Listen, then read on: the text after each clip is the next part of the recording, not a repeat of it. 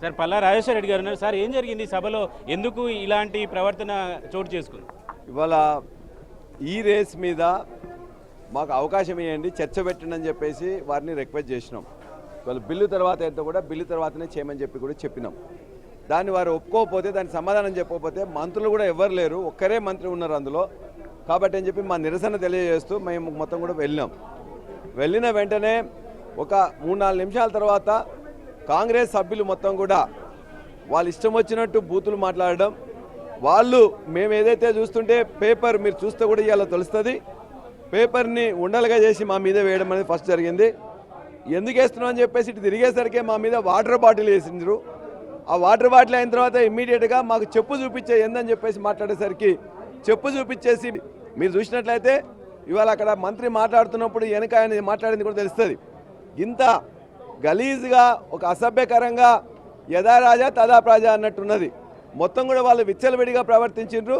ఇవాళ వాళ్ళకి సమాధానంగా మేము ఏం మాట్లాడుతున్నాం అని చెప్పేసి పోయినాం తప్ప మమ్మల్ని స్పీకర్ మీదకి మీరు వెళ్ళడము, పోడియం దగ్గరికి వెళ్ళడము, మార్షల్స్ని తోసేయడము, ఇలాంటి సంఘటనలు కూడా జరిగాయని చెప్తున్నారు కాంగ్రెస్. మార్షల్స్ని తోసేయడము, నిరసన ప్రదర్శన చేయడము నిన్న జరిగిన పార్లమెంట్లో జరుగుతుంది, ఇక్కడ జరుగుతుంది. మేమేమి స్పీకర్ గారి మీద ఒక మాట మాట్లాడలే, చర్చ చేయమని చెప్పేసి మేము స్లోగన్ ఇచ్చినాం.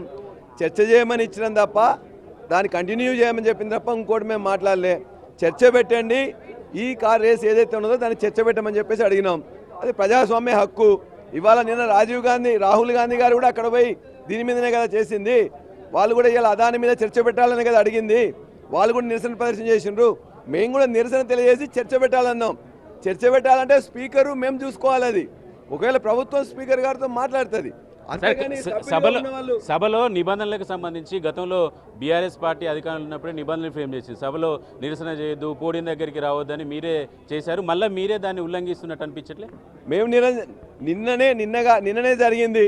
మరి ఏమన్నారు, ఈ ప్రదర్శనలు మన అసెంబ్లీ జరుగుతున్నప్పుడు ఇక్కడ మొత్తం కూడా ప్రదర్శనలకు అనుమతి ఇవ్వమన్నారు. నిన్న కాంగ్రెస్ పార్టీ నిన్న రాజ్భవన్ దగ్గరికి ఎట్లా పోయింది? ముఖ్యమంత్రి నాయకత్వం ఏం చేసి అక్కడ పోయింది కదా.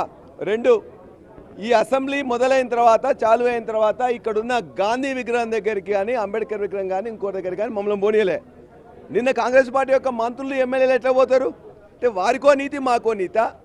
వాళ్ళు నిజంగా ఆ రూల్స్లో ఏదైతే పాటిస్తుండ్రో ఆ రూల్స్ పాటిస్తే మేము కూడా ఓకే అంటాం. అంటే సభ లోపల జరిగినటువంటి వ్యవహారానికి సంబంధించి గతంలో సభ పోడియం దగ్గరికి వచ్చిన గలాటా చేసిన కాంగ్రెస్ పార్టీకి సంబంధించి అప్పట్లో ఎమ్మెల్యేలుగా ఉన్నటువంటి వాళ్ళని కూడా సభ నుంచి సస్పెండ్ చేశారు కదా. సభ నుంచి వెళ్ళి సస్పెన్షన్ కాదు, సభలో వాళ్ళు కూడా ప్లకార్డ్స్ ప్రకటించిన మొన్న. మేము ఈ విధంగా పేపర్లో వచ్చిన వార్తలను మేము చూపిస్తుంటే వాళ్ళు కూడా ఆ రోజున రైతులకు ఇవాళ బేడీలు వేసింది కదా అని చెప్పేసి మేము చూపిస్తే మీరు కూడా బేడీలు వేసిందని చెప్పేసి మొత్తం కాంగ్రెస్ సభ్యులు వారి సమక్షంలోనే, ముఖ్యమంత్రి గారి సమక్షంలోనే వాళ్ళందరూ చూపించిండ్రు. అంటే వాళ్ళు ప్లకార్డ్స్ చూపించచ్చు, వాళ్ళు బూతులు మాట్లాడవచ్చు, వాళ్ళు మా పేరు మీద మా మీద పేపర్లు ఇసిరేయచ్చు, బాటిల్స్ ఇసిరేయచ్చు, చెప్పులు ఇసిరేయచ్చు. వాటన్నిటి కూడా మేము తట్టుకొని ఊరుకునే ఉండాలంటే మేము ఇప్పటికి కూడా మేము స్పీకర్ గారిని ఒక మాట అనలే, స్పీకర్ గారి మీద ఎవరి దగ్గర పోలే, నిరసన పద్ధతి ప్రకారం నిరసన చేసినాం. ఈ విధంగా వాళ్ళు చేయడం దాన్ని వ్యతిరేకిస్తున్నాం. రైట్, మొత్తానికి సభలో జరిగినటువంటి వ్యవహారంలో రెండు పక్షాలకు సంబంధించినటువంటి అభిప్రాయాలు ఇలా ఉన్నాయి.